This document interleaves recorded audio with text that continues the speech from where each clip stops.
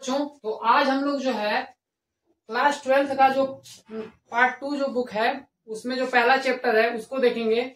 पहले चैप्टर का नाम क्या है, उसमें halo alkane and hello arenes. देखिए इसमें जो है सबसे पहले हम लोग जो है चैप्टर को जो है समझने के लिए सबसे पहले चैप्टर का नाम ही समझ में आना चाहिए। बहुत सारे क्वेश्चन तो बच्चे नाम ना समझ पाने की वजह से नहीं कर पाते हैं। तो देखिए यहाँ पे मैं उसको पहले एक्सप्लेन करूंगा, उसके बाद हम लोग आगे बढ़ेंगे। चैप्टर का नाम है halo alkane and hello arenes. क्या है ये, तो यहाँ पे मैं एक्सप्लेन कर रहा हूं। देखिए आप लोग का जो है हेलो एल्केन क्या होता है। हेलो एल्केन ऐसे कंपाउंड को कहा जाता है जिसमें एल्केन से एक हाइड्रोजन को निकाल दिया जाए और उसके जगह पे हैलोजन जो है एटम जो है हैलोजन परमाणु जो है जोड़ दिया जाता है। तो आप लोग का जो कंपाउंड बनता है वो क्या होता है, हेलो एल्केन कहलाता है। तो सबसे पहले आपको ये पता होना चाहिए, कोई जरूरी नहीं है कि एक ही हाइड्रोजन निकालेंगे, जितने भी हाइड्रोजन निकालेंगे उतने ही आपको उसमें क्या इंसर्ट करना पड़ेगा, हैलोजन परमाणु उसमें जो इंसर्ट करना पड़ेगा, और ऐसा करने से आपको हेलो एल्केन मिलेगा। अब समझते हैं कि क्या कहना चाह रहा है। पहले एल्केन क्या होता है वो समझते हैं। तो एल्केन जो होता है उसका जनरल फॉर्मूला होता है CnH2n+2। ये क्या होता है, ये जो है ऐसा यौगिक होता है जो दो तरह के एटम से मिलकर बनता है। दो तरह के एटम इसमें होते हैं, एक होता है कार्बन, दूसरा होता है हाइड्रोजन। इनका जो है ना कुछ कॉम्पोजिशन होता है, फिक्स कॉम्पोजिशन, वो इस जो है फॉर्मूले को वो फॉलो करते हैं। या फिर अगर आप ये फॉर्मूला जो है कई बार जो है आप लोग का एल्केन शब्द यूज किया जाएगा, लेकिन कई बार ऐसा होगा कि इस फॉर्मूले का इस्तेमाल जब करेंगे तो कई ऐसे कंपाउंड होंगे जिनमें ये फॉर्मूला अप्लाई नहीं होगा। तो वहां पे आपको एक कॉन्सेप्ट याद रखना है कि एल्केन चाहे कैसा भी हो उसमें ये चीज कॉमन मिलेगी कि कार्बन और कार्बन के बीच में आपको सिंगल बॉन्ड देखने को मिलेगा। तो ये दोनों पॉइंट आपको ध्यान में रखना है, एल्केन का जनरल फॉर्मूला भी और एल्केन के लिए ये भी पॉइंट याद रखना है कि कार्बन और कार्बन के बीच में सिंगल बॉन्ड आ जाए तो भी वो एल्केन कहलाता है। क्योंकि जो साइक्लिक जो एल्केन होता है उसके अंदर जो आप लोग का ये वाला फॉर्मूला नहीं लग रहा होता है तो डिस्टर्बेंस आ सकता है, इसलिए मैंने बताया। तो एल्केन क्या है, ये है। अब इसको जो है इसमें n की वैल्यू अलग अलग रखने पर हाइड्रोजन और कार्बन का कंपोजिशन अलग अलग आता है, ठीक है ना, उनका जो अनुपात होता है वो अलग अलग आ रहा होता है। तो ऐसा होने से क्या होता है कि आपका जो है नया नया फॉर्मूला बनता रहता है, ठीक है। तो इसमें मैं अगर एक n की वैल्यू 1 रखता हूं तो मुझे मिलता है CH4, ठीक है, ये एल्केन कहलाएगा।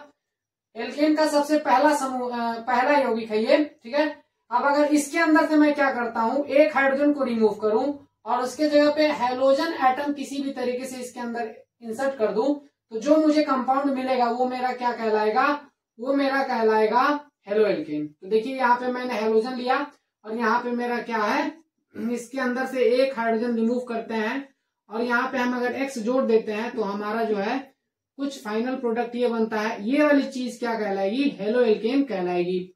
अब बात आती है कि ये हेलो एल्केन समझ में आ गया कि क्या है, ठीक है। अब दूसरा इसमें जो शब्द है हेलो एरीन्स क्या है, हेलो एरीन जो होता है वो उसको रिप्रेजेंट करने का ये तरीका होता है। यहाँ पे आप लोग का एक एरोमेटिक जो है एरोमेटिक कंपाउंड होगा, उसके अंदर से अगर हाइड्रोजन को रिप्लेस करके अगर उसमें जो हैलोजन एटम को अटैच कर देंगे, जोड़ देंगे, ठीक है। एरोमेटिक का मतलब क्या होता है, एरोमेटिक में आप लोग का ये वाला देखने को मिलेगा जो बेंजीन रिंग है। बेंजीन रिंग से जब हाइड्रोजन को रिप्लेस किया जाएगा और उसके जगह पे हैलोजन को जोड़ा जाएगा, इसमें से कुछ भी जोड़ा जा सकता है। देखिए यहाँ पे मैंने लिखा है हैलोजन, एक्स को हैलोजन बोला जाता है और ये अगर उसमें जुड़े हुए होंगे तो ये सब क्या कहलाएंगे, हेलो एरीन कहलाएंगे। तो बेंजीन जो है जनरली इसमें देखने को मिलेगा, ये आपको ध्यान में रखना है। तो जब इससे अटैच करते हैं तो जो बनता है उसको हेलो एरीन कहा जाता है।